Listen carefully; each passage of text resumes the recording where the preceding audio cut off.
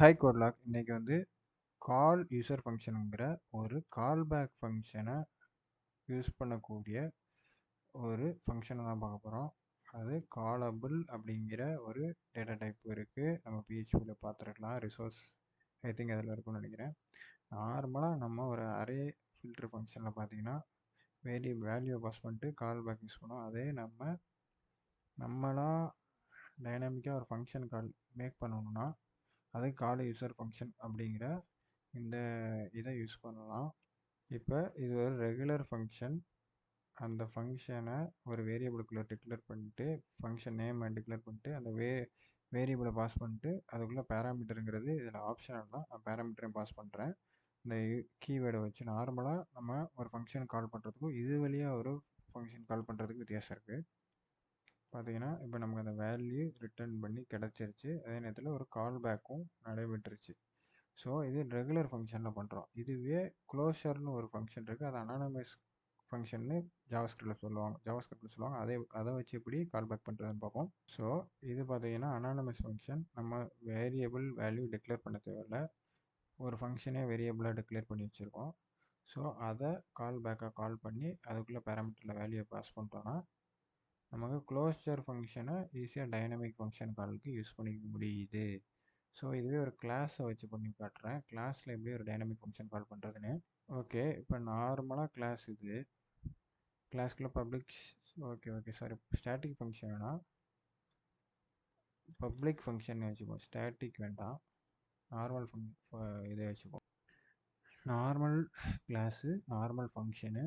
So நம்ம object create பண்ணி ஒரு இன்ஸ்டன்ஸை எடுத்துக்குவோம். நார்மலாக இந்த ஆப்ஜெக்டை வச்சு அந்த ஃபங்க்ஷன் எப்படி கால் பண்ணுவோம்னு வச்சுக்கோங்க.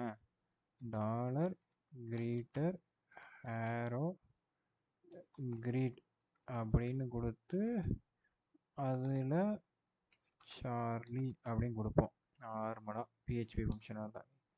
ஓகேவா? இதை நம்ம என்ன பண்ண போகிறோம்னா கால் பேக்கில் 2 வேரியபிள் கொடுத்துப்போம். இதுதான் வந்து கிளாஸ் நேம். இது வந்து கிளாஸ் நேமோட ஆப்ஜெக்ட் நமக்கு இன்ஸ்டன்ஸ் கிடச்சிருது. இதில் அடுத்தது இதில் வந்து கிளாஸ் நேம் கிடச்சிருது. ஸோ இதை ஒரு அரேவாக பாஸ் பண்ணி நம்ம ஒரு வேரியபிளுக்குள்ளே வச்சுருக்கோம். ஸோ அந்த கால் யூசர் ஃபங்க்ஷன் என்ன பண்ணுவோம்னா இந்த கால் பேக்கில் போயிட்டு இப்போ நம்ம இங்கே பண்ணி காமிச்சோம்ல, இந்த இதை அப்படியே பண்ணும் கால் பேக்கில் போயிட்டு. அதான் இதோட ஸ்பெஷாலிட்டி. டைனமிக்காக இது இந்த வேலையை பார்க்கும். ஸோ இதோட யூஸ் கேசஸ் இது நிறைய இருக்குது. முக்கியமான யூஸ் கேசஸ் முக்கியமாக டைனமிக் ஃபங்க்ஷன் கால். இதே வேர்ட் ப்ரெஸ் மாதிரி சைட்லலாம் பார்த்தீங்கன்னா இதோட அவுட்புட்டை காட்டிடுறேன். அப்படியே கால் பண்ணி கொடுக்கும். வேர்ட் ப்ரெஸ் மாதிரி டைனாமிக்ஸ் ஒரு வேர்ட் ப்ரெஸ் மாதிரி சைட்டில் நீங்கள் சார்லின்னு வந்துச்சு பாருங்கள். வேர்ட் ப்ரெஸ் மாதிரி சைட்ஸில் ப்ளகின் சிஸ்டத்தில் ஃபங்க்ஷன் கால் வந்து இப்போ எல்லாத்துலேயுமே ஏன் ஃபங்க்ஷன் கால் இந்த மாதிரி நம்மளே கால் பண்ணிடலாமே அப்படின்னு சொன்னீங்கன்னா, கிரீட்னு சொல்லி மேனுவலாக கால் பண்ணிடலாமேனா, ஒரு சில நேரத்தில் பார்த்தீங்கன்னா ஃபங்க்ஷன் நேம்ங்கிறது அந்த இடத்துல தான் டிசைட் ஆகி இருக்கும். அந்த இடத்துல தான் கால் பேக் நேம் வரும். ஸோ அதனால் கால்பேக் யூஸ் பண்ணுறதுல ஆட்டோமேட்டிக்காக அது டைனமிக்காக இருக்கிற ஃபங்க்ஷன்ஸை கால் பண்ணுறதுக்கு ஹெல்ப்ஃபுல்லாக இருக்கும். ரெண்டாவது காலிங் மெத்தட்ஸ் ஆப்ஜெக்ட் டைனமிக்லி. அதுக்கு இன்னும் முக்கியமானது என்னென்னா, இன்னொன்று வந்து ஸ்டாட்டிக் மெத்தட்ஸும் கால் பண்ண முடியும். முக்கியமானது implementing hooks and event listeners. இது முக்கியமான சப்ஜெக்ட்டு. பட் இது ஆனால் எனக்கு தெரியாது.